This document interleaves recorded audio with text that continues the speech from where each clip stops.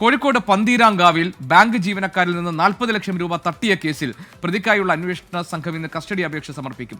നഷ്ടമായ തുകയിൽ 55,000 രൂപ മാത്രമാണ് ഇതുവരെ കണ്ടെടുക്കാൻ കഴിഞ്ഞിട്ടുള്ളത്. സമീർ സി മുഹമ്മദ് കോഴിക്കോട്ട് നിന്ന് വിവരങ്ങൾ നൽകാനുണ്ട്. സമീർ, 55,000 രൂപ മാത്രമാണ് ഈ തട്ടിയെടുത്ത 40 ലക്ഷം രൂപയിൽ നിന്ന് ഇതുവരെ കണ്ടെത്താൻ കഴിഞ്ഞിരിക്കുന്നത്. ഇപ്പോൾ അന്വേഷണ സംഘം കസ്റ്റഡി അപേക്ഷ നൽകുകയാണല്ലോ, എന്തൊക്കെയാണ് വിവരങ്ങൾ? ബുധനാഴ്ച ഉച്ചയ്ക്ക് 1 മണിയോടുകൂടിയാണ് പട്ടാപ്പകൽ നടുറോഡിൽ വെച്ചുകൊണ്ട് 40 ലക്ഷം രൂപ അടങ്ങിയ ബാഗുമായി പ്രതി കടന്നു കളഞ്ഞത്. പന്തീരാങ്കാവ് സ്വദേശിയായിട്ടുള്ള ഷിബിൻ ലാലിനെ പിന്നീട് വ്യാഴാഴ്ച രാത്രിയോടെ പിടികൂടുകയും ചെയ്തു. പ്രതിയെ ഒരു ദിവസം നീണ്ടുനിന്ന ചോദ്യം ചെയ്യുന്നതിനൊടുവിലും ആകെ ലഭ്യമായത് വെറും 55,000 രൂപയുടെ വിവരങ്ങൾ മാത്രമാണ്. 1 ലക്ഷം രൂപ അടങ്ങിയ ബാഗാണ് തന്റെ കൈവശം കിട്ടിയത് എന്നും അതിൽ 45,000 ഉപയോഗിച്ചു.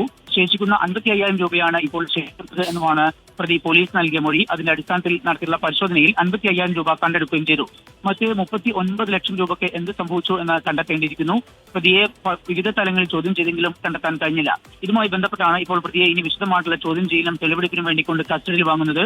Kozhikode judicial first class magistrate കോടതിയിലാണ് അന്വേഷണ സംഘം കസ്റ്റഡി അപേക്ഷ നൽകുക. 3 ദിവസത്തേക്ക് കസ്റ്റഡിയിൽ നൽകണം എന്നാവശ്യപ്പെട്ടുകൊണ്ടാണ് ഇൻസ്പെക്ടർ ഇതുമായി ബന്ധപ്പെട്ടുള്ള അപേക്ഷ സമർപ്പിക്കുന്നത്. അല്പസമയത്തിനകം തന്നെ ഈ അപേക്ഷ സമർപ്പിക്കും. ഇന്ന് കസ്റ്റഡി ലഭിക്കുകയാണെങ്കിൽ ഇന്ന് തന്നെ തെളിവെടുപ്പ് ആരംഭിക്കുമെന്നാണ് അന്വേഷണ സംഘം വ്യക്തമാക്കുന്നത്.